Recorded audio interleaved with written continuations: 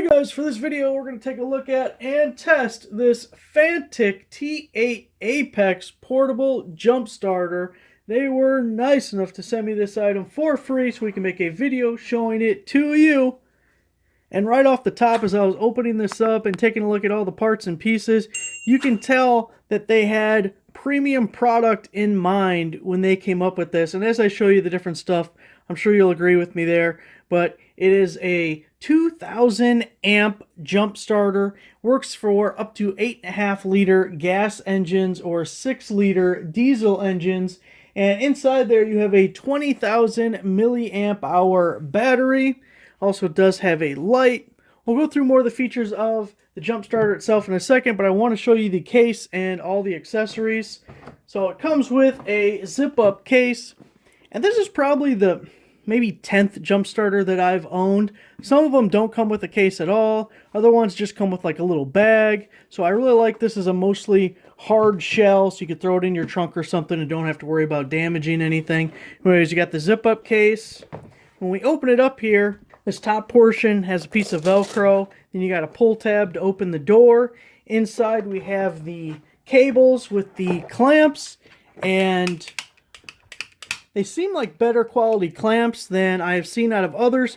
And right away, one thing I noticed is some have clamps that are so small they don't open wide enough. I have a couple of cars with top post batteries. I know that's not the most common thing anymore, but for me it's important. And those other clamps, you'd have to get real goofy with how you clamped it on because they weren't wide enough to grab that top post, where this looks like it'll do it just fine. But again, we're going to test it here in a second and we will find out. You can see it is a molded case. Everything has a spot. The end that plugs into the jump starter even comes with a little cap. Keep dirt, debris, moisture out of there.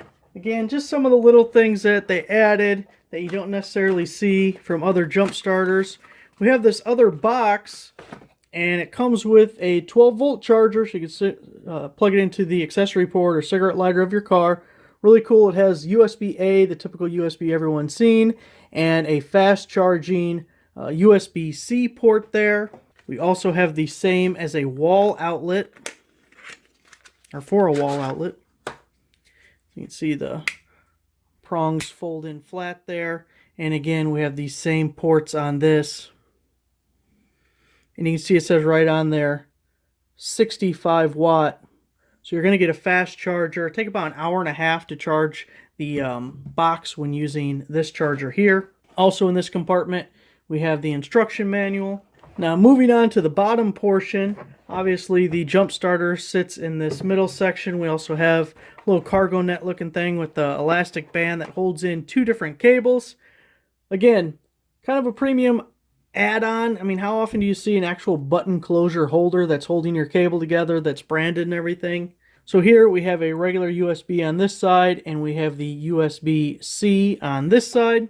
And the other cable has the same clasp cord management mechanism there, but it is a USB-C on both ports, both ends.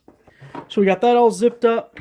Let's take a look at the jump starter itself. It has this little band on here just reminding you to charge it before the first use.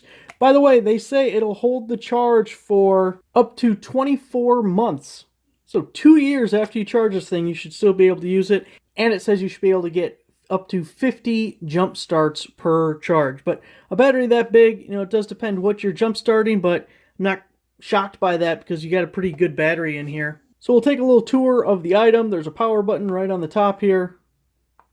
You see we get the display. And it tells us we're starting out at 77%.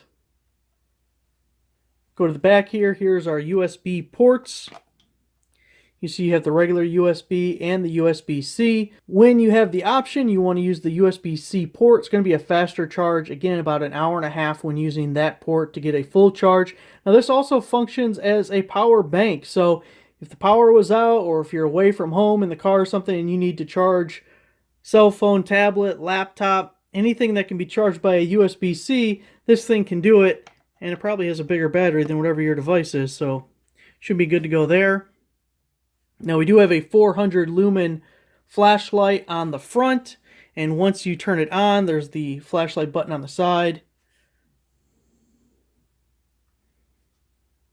Really nice, especially if you're using this in an emergency scenario. It's always nice to have lights, flashing red light. Now, before we can test this, we need to get it all charged up.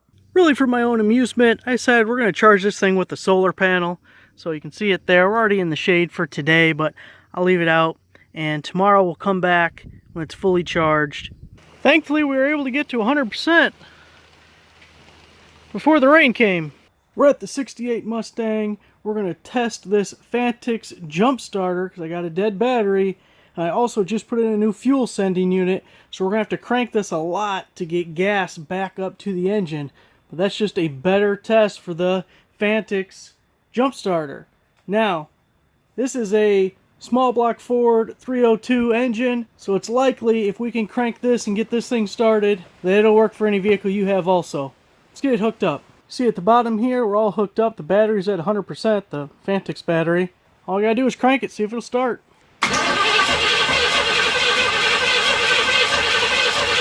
She's cranking, but we don't got fuel yet. Gotta keep going.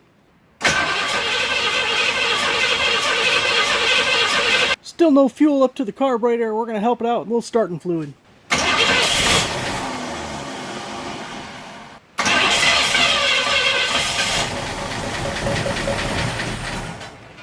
We're almost there, getting a little trickle of gas in the fuel filter.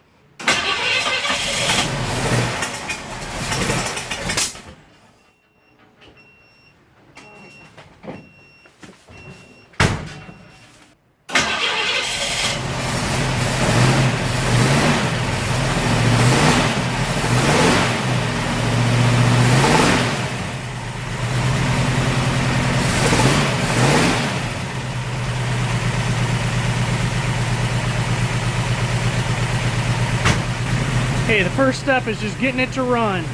We did it! There it is, guys. There's your FANTTIK's jump starter. Worked here. Thanks for watching.